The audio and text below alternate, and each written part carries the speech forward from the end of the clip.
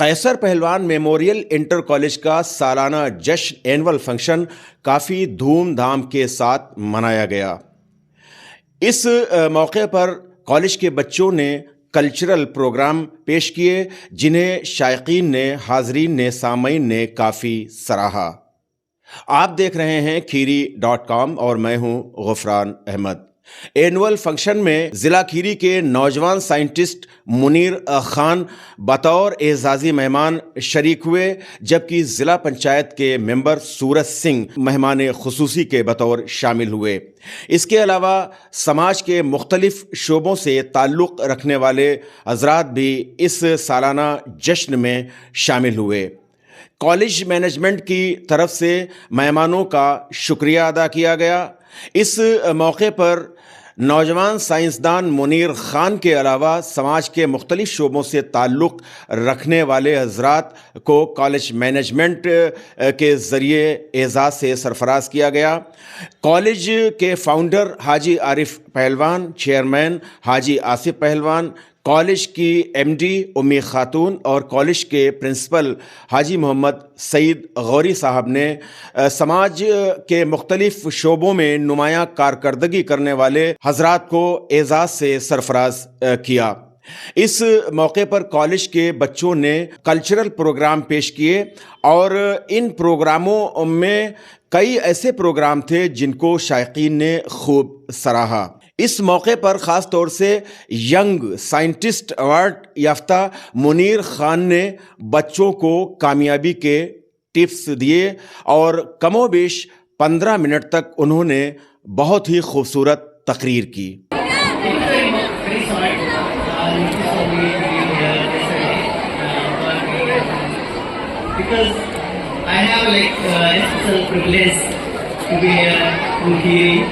Because I have like good relation with Mr. Shahid Bhai and Saad Bhai, and that was the reason I thought, okay, it's a very short time period, it's like I enjoy it here. Like हम लोग बहुत ज़्यादा नहीं करना चाहते, मैं कुछ चीज़ें मैं ज़रूर बताना चाहूँगा, because हम लोग जहाँ पे रहते हैं उस माशरे में कुछ ऐसी चीज़ें हैं जो हमें सही करने की जरूरत है। जैसे कि बताया कि मैं एक बगैर गाँव में रहूँगा, मैं 5 बड़े सबसे छोटा होने के बाद मेरे प्राइमरी से अपनी एजुकेशन को स्टार्ट किया और स्कूल एजुकेशन से इंटरमीडिएट किया। इंटरमीडिएट एक हाई स्कूल का जो टाइम फ्रेम है वो मैं उसको डिस्क्राइब करना चाहूँगा। लाइक एक हो गया कि एक बाइक बर्न करने समवन इज एक्स्ट्राऑर्डिनरी, लेकिन शायद मेरे साथ ऐसा नहीं था। उसका रीजन ये था कि अगर एक्स्ट्राऑर्डिनरी होता तो मैं ऑलवेज लाइक टॉपर बनता।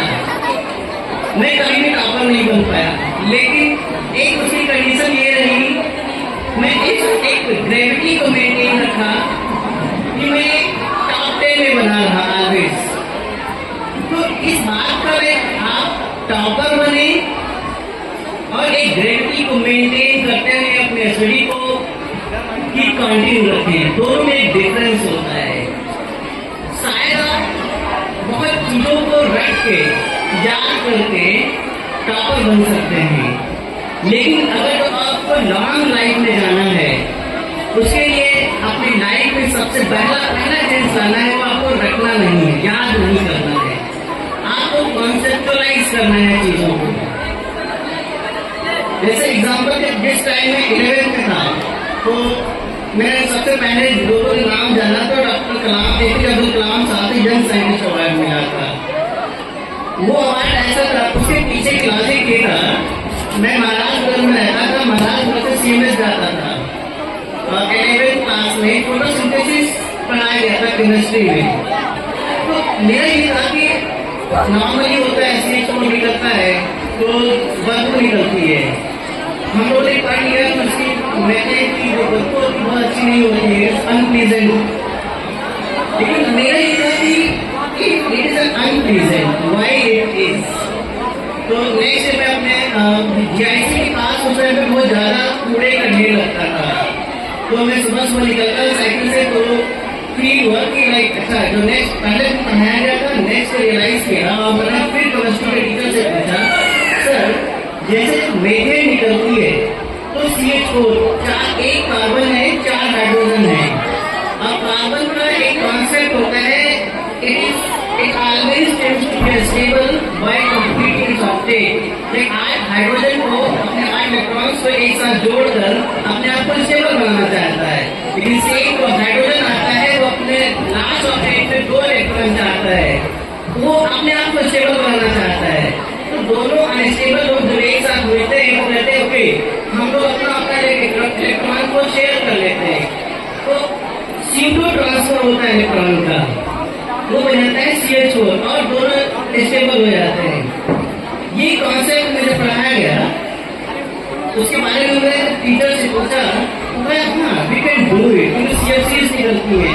तो मैं घर पे ही अपना एक जो हम सब्जी बनाते थे, मैं अपने आप खाना बनाता था, सब्जी बनाने जो भुक्का कूड़ा निकलता था उसी को एक डस्टबिन के फॉर्म में एक प्रोजेक्ट बनाया था।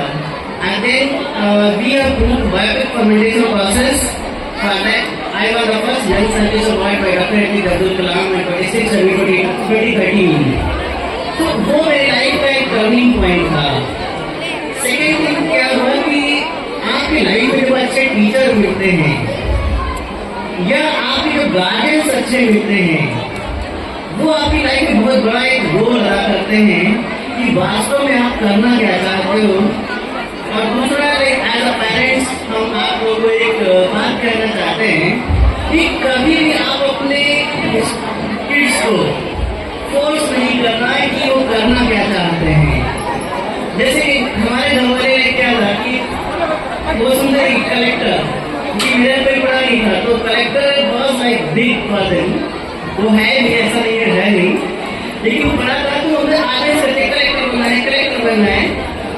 हम भी कई हाँ हम बनेंगे, लेकिन जब 11-12 में पहुंचा उस टाइम पे मुझे रियलाइज हुआ शायद मैं कलेक्टर बनेगी नहीं हूँ। मेरा जो टेंडेंसी ऑफ नेचर है, जो कैपेसिटी है, वो मेरी कलेक्टर वाली नहीं है। तो हमने बहुत स्लोली अपने आप को शिफ्ट किया। आज का एक कमिटमेंट है एक तरीके से कि हमें पढ़ाई में जो भी डिसीजन लेना है ले लेने दो, आपके लाइफ के डिसीजन जो भी होंगे मैं एक्सेप्ट कर लूंगा। और मेरे घर वाले कभी मुझे फोर्स नहीं किया कि नहीं तुमको कलेक्टर ही बनना है। मैंने बीटेक के इलेक्ट्रॉनिक्स एंड कम्युनिकेशन इंजीनियरिंग में, that was another turning point. Honestly like सभी लोगों के ड्रीम होता है कि हम IIT ज्वाइन करें, बट मेरा ड्रीम था कि मैं I am not tense to be IITian, but I want to be a good electrical engineer. मेरा IIT गुवाहाटी में मेरा जब एडमिशन हुआ था तो माइनिंग इंजीनियरिंग मिला। तो जिससे मेरे घर वालों को बताया कि मैं IIT नहीं ज्वाइन करूंगा, मेरे घर वाले एक तरफ से मेरे लिए पीछे ढूंढ रहे थे, मैं आगे गई कौन मिल जाओ। मेरे खान थे सुपर एंग्री, क्योंकि वो टीचर थे जिला पंचायत कॉलेज कस्बा में, उनके बच्चे सब टीचर है लगभग। तो सबका यही था कि ये निकल गया, पागल हो गया, लोग कौन IIT छोड़ता है। फिर मैंने बिरला में एडमिशन लिया, तो ये बट एक दिन तक मेरे घर वालों को कहा नहीं तुम गलत कर रहे हो, IIT हाँ करते ड्रीम होता है और तुम IIT गुवाहाटी छोड़ रहे हो। This is not good way to tackle, because हम लोग बहुत एक मीडियम फैमिली से हैं और आप इस तरीके छोड़ के नहीं सही है। लेकिन हम because I want to be electrical, I don't want to be mining, मैंने पे बिलीव किया एंड मैं इलेक्ट्रिकल इंजीनियरिंग बीटेक स्टार्ट किया। I was lucky. After first year, I got an internship at NIT Calicut. After second semester, I got an internship in Excellent Research Institute, University of Nice, France. जब मेरे को France से offer लेकर आया, it was like dream for me. मेरे पास passport भी नहीं था, वो काफी अब एक जैसा आज के टाइम पे जवाब है हम लोगों के बीच होता है कि हम अपने डॉक्यूमेंट्स नहीं सही रखते हैं, वो तभी पूरी तरीके से एंजॉय कर पाएंगे जब थोड़ा सा शांति बनाकर नहीं सही है। हम भी उसी तरीके का जो क्वेश्चन है वो ऑनलाइन आप सभी के लिए किया जाता है। मेरे आप सभी उसमें जो हमारे स्पेशल हैं उनके लिए कि साइंस मेरे पास टाइम पूरी तरीके से था, पूरी सोच कर सकते थे, लेकिन आज के टाइम पे हमारे पास वो टाइम नहीं रह गया है। इतना टाइम मुझे कोई नहीं देता कि आधार कार्ड पासपोर्ट सभी करें। मतलब जिस दिन हम एडमिशन कराने जा रहे हैं तो उस दिन ये बिल्कुल फोकस होना चाहिए कि जो हमारे बच्चे के डॉक्यूमेंट्स हैं एक्यूरेट होना चाहिए, नहीं तो it is going to like very blender problem. Second ये कि जब मैं फ्रांस गया तो उस टाइम ये था कि इलेक्ट्रिकल इंजीनियरिंग करना था, लेकिन बहुत हमें करना किस डायरेक्शन में था आगे बहुत जगह क्लियर नहीं था, लेकिन मुझे पता था इलेक्ट्रॉन्स प्रोटॉन्स क्या होता है। आई वाज इंटरेस्टेड, बट हम उसका एप्लीकेशन कहाँ चाहते हैं। जैसे कि कहावत होता है ना कि हम जैसे नॉर्मल घरों में कहते हैं हमको साइन थीटा कॉस थीटा सब भी पढ़ा दिया गया, लेकिन यूज कहाँ हो रहा है। ये बहुत एक मिसकंसेप्शन है कि साइन कॉस थीटा और जितना टाइम थीटा पढ़ाने के बाद हम यूज नहीं कर पा रहे हैं। ऐसा नहीं है, हमारी जो एजुकेशन है वो इस वजह से नहीं है कि हम चीजों को हर चीज एप्लीकेशन में लाएं। जो साइन कॉस थीटा जो पढ़ाया जाता है वो इस वजह से है कि हम अपने ब्रेन को कितना ज्यादा डेवलप करें। वो इस जितनी इस आसान चीजों को हम रिटेन करने की कोशिश करेंगे, we are not able to develop our brain. हम वो ब्रेन को डेवलप करना चाहते हैं तो उसके लिए हमें अपने एफर्ट्स करना पड़ेगा। Thinking process, education is not about to get a job, it is about to thinking process, how you will create something, either how you can do something that is not can done by public. एक common person अगर नहीं कर सकता है, if you are able to solve that problem, then you have a real education. Third point हम ये बताना चाहते हैं कि जैसे भी टाइम जिस आज के टाइम पे एक जो ड्रास्टिक चेंज आया हुआ है कि जब हम लोग पढ़ते थे तो जब छोटे होते थे तो सबसे पहले ये फोकस किया जाता था कि हमारे घर की तालीम क्या है, क्या वास्तव में हमारा जो एक माशरा है हम उसको सही से दे पा रहे हैं या नहीं दे पा रहे हैं। जैसे कि पहले मोबाइल नहीं होता था तो हम दादी के पास होते थे, दादा होते थे, अंकल हुए, बड़े बड़े लोग होते थे तो कहानी हमें सुनाते थे। We are spending quality time with them. But आज के टाइम क्या हो गया है कि जैसे ही बच्चा सेकंड 2 साल 2.5 साल का होता है, हम लोग पहला फोकस ये होता है कि किस तरीके से हमारा अच्छे से अच्छा स्कूल कौन है वहाँ हम एडमिशन करवा देते हैं। ये हम सोचते ही नहीं है कि जब वो बच्चा आगे बढ़ेगा क्या वो वास्तव में जो हमारे माशरे की जो हमारा इस्लामिक कल्चर है उसको कितना जानता है, क्या वो हराम हलाल के बारे में जानता है या नहीं जानता है। क्योंकि कभी भी गवर्नमेंट स्कूल ये नहीं बताएगा आपको कि क्या सही है क्या गलत है, या वास्तव में हम इतना सक्षम हैं कि हमारे जो रिप्रेजेंटेशन है फैमिली का, इट इज नॉट इट। मेरा नाम से मुनीर खान है तो आज के टाइम पे I am not only a Munir Khan, मेरे पीछे मेरी पूरी फैमिली का बैकग्राउंड है। Like I am index of my family. Same way अगर आपका एक बच्चा है, if you are not giving them a good education culture, it might, हम ये नहीं कहते हर बच्चा गलत हो जाएगा, लेकिन आपकी फैमिली का एक बच्चा सिर्फ इस वजह से गलत रास्ते पे चला जा रहा है कि आप उसको सही, जब वो बच्चा था उसको बता ही नहीं पाए हैं कि वास्तव में क्या हराम है, हमें वास्तव में क्या खाना चाहिए क्या नहीं खाना चाहिए, हमें वास्तव में कितने वक्त की नमाज पढ़नी चाहिए। अगर हम नहीं बता पाएंगे तो शायद अगर मिसगाइड हो गया तो एक बच्चा आपकी पूरी फैमिली के इंडेक्स को खराब कर देगा।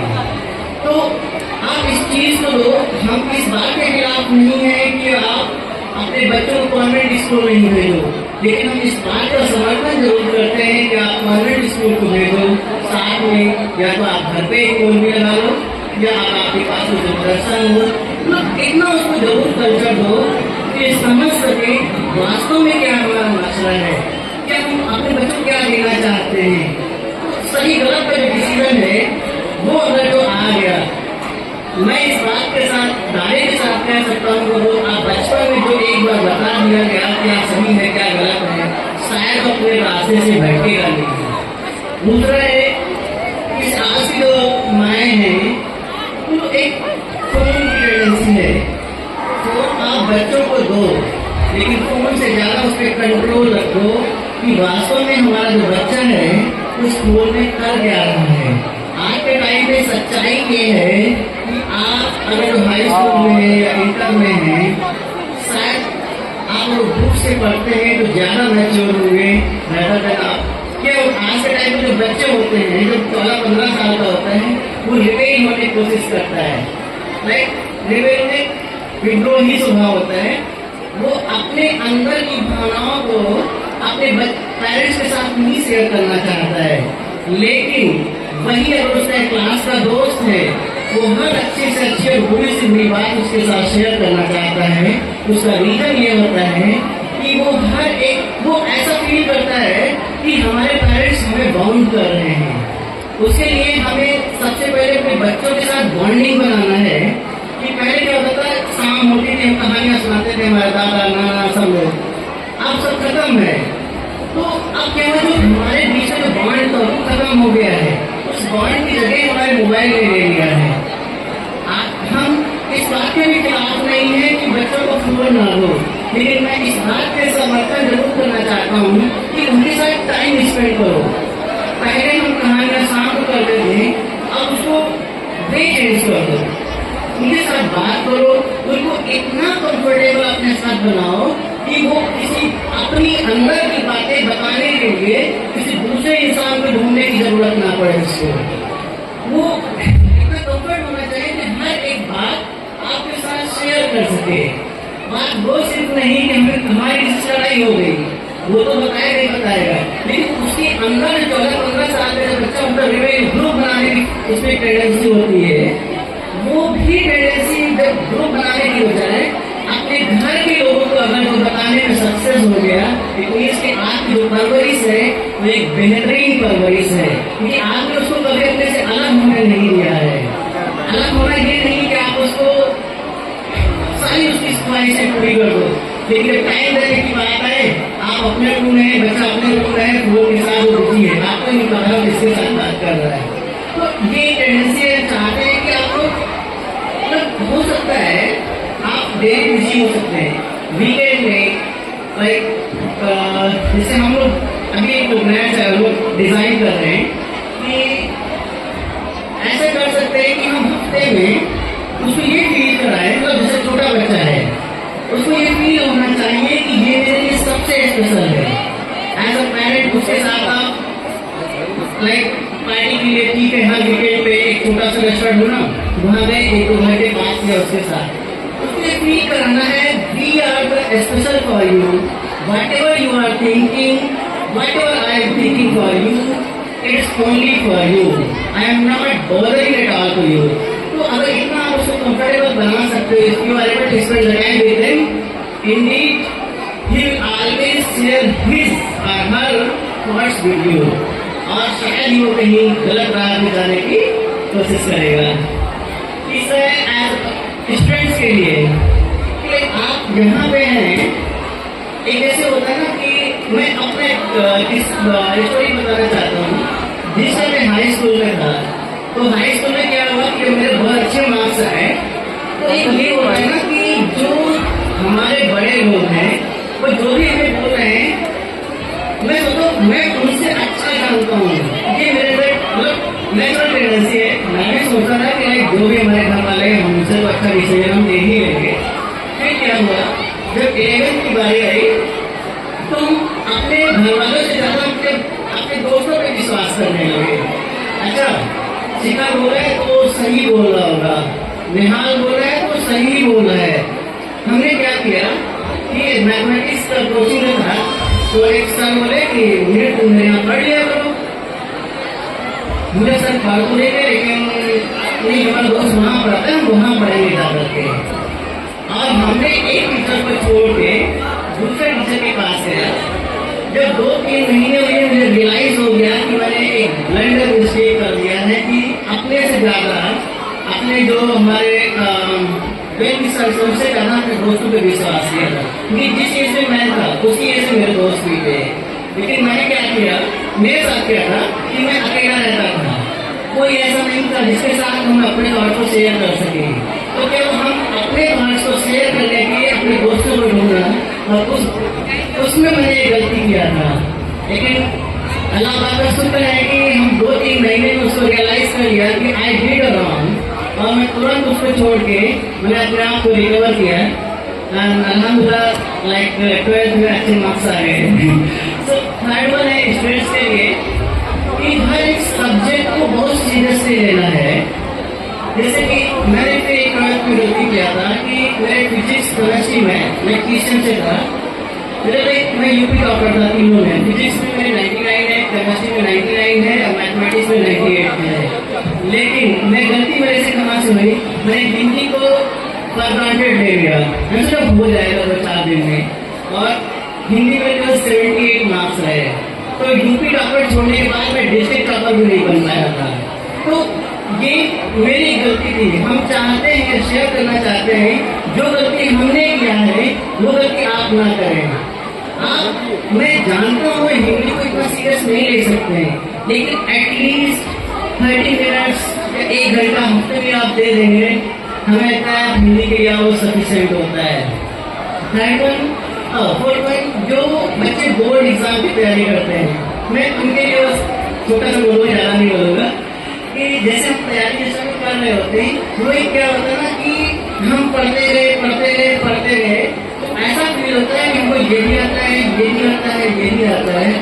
लेकिन जब चैप्टर सामने क्वेश्चन आता है तो ये तो फील होता है कि ये हमने पढ़ा था, but I am not able to write on that copy. उसके पीछे का लॉजिक ये है, जब हम पढ़ रहे होते हैं तो हमारा ब्रेन 2 डायरेक्शन में काम कर रहा होता है। फॉर एग्जाम्पल, जैसे हम पढ़ते हैं तो लगभग एक बार जब पढ़ेंगे 100% कंसंट्रेशन के साथ में सिर्फ 35-40% ही हम उसको रिटेन कर पाते हैं। लेकिन उसके अंदर वो पूरा इमेज हमारा बन जाता है। जब ब्रेन है 2 पार्ट से काम करता है।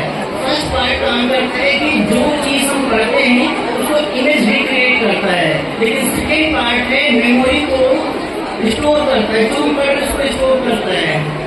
फर्स्ट टाइम पढ़ते हैं तो ये तो है कि लगभग 35 से 40% हम स्टोर कर लेते हैं, लेकिन रिक्रिएशन जो होता है, इमेज हमारी जो बनती है, लगभग 70% बन जाती है।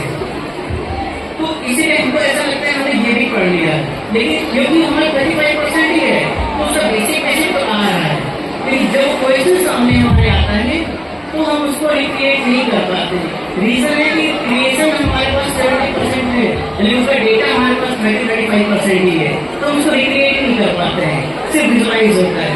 उसका सोल्यूशन ये है, फॉर एग्जाम्पल आज आपने पढ़ाई किया, जो भी आपको पढ़ो, एक दिन पढ़ो, उसको 1 हफ्ते के अंदर उसको मात्र 1 घंटे पढ़ाए, उसको 10 मिनट में रिवाइज कर लेते हो, वो उसका रिटेन हो जाएगा। फिर ऐसे 1 महीने के बाद जब एक बार उसको रिटेन कर ले तो अराउंड 90% आपका इमेज क्रिएट हो जाएगा और 60 से 75% आपका पूरा डेटा रिक्रिएट हो जाएगा। जब फिर वो आपको क्वेश्चन सामने आएगा, आप आसानी से उसको लिख लोगे, क्योंकि बोर्ड में क्या होता है ना कि आप कॉन्सेप्ट देखा जाता है, ये नहीं देखा जाता है कि आप कितना लंबा लिख रहे हैं। आप उसको अच्छे से समझाने में सक्सेसफुल हो गए कि हमें ये क्वेश्चन कहता क्या है। वो चाहे आप डायग्राम में बना सकते हो, ब्लॉक डायग्राम, वेन डायग्राम, किसी भी फॉर्म में कर सकते हो। अगर आप एग्जामिनर में सक्सेस हो गए बताने में कि हमको ये आता है, आपके वो पढ़ेगा ही नहीं कि क्या उसके अंदर लिखा है, लेकिन आते हैं मतलब उसको डायग्राम में दे सकते हो या बुलेट पॉइंट्स में दे सकते हो, फिर उसको एक्सप्लेन कर सकते हो। तो इसलिए आपको लिखने की जरूरत है कि जितना भी आप करो तो लिखो उसको छोटे छोटे बुलेट फॉर्म में। देन मुझे यकीन है कि आप बहुत अच्छा कर लेंगे। ये तो हो गया। अगर कोई क्वेश्चन है आपको देन आप बता सकते हैं। मैं लिख के बहुत कुछ लाया था लेकिन सब भूल गया। अगर कोई क्वेश्चन है तो आप बता सकते हैं, पूछ सकते हैं। किसी कोई क्वेश्चन है?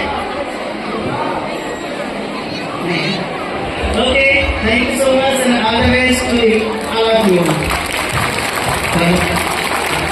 इसके अलावा कई और हजरात ने भी अपने ख्यालात का इजहार किया, बच्चों के रोशन मुस्तकबिल के लिए दुआएं की। पूरे प्रोग्राम का सफल संचालन मोहम्मद हसनैन, इमरान खान, मोहम्मद मुकीम और मोहम्मद उवैस ने किया। प्रोग्राम के आखिर में बच्चों को इनामात से नवाजा गया और कॉलेज इंतज़ामिया ने आए हुए मेहमानों का शुक्रिया अदा किया। इस मौके पर कॉलेज के बच्चों के अलावा उनके गार्जियंस और दीगर मुअज़्ज़िज़ शख्सियात मौजूद रहीं। प्रोग्राम के दौरान एक्स्ट्रा एक्टिविटीज़ करने वाले बच्चों को भी इनामात से सरफराज किया गया।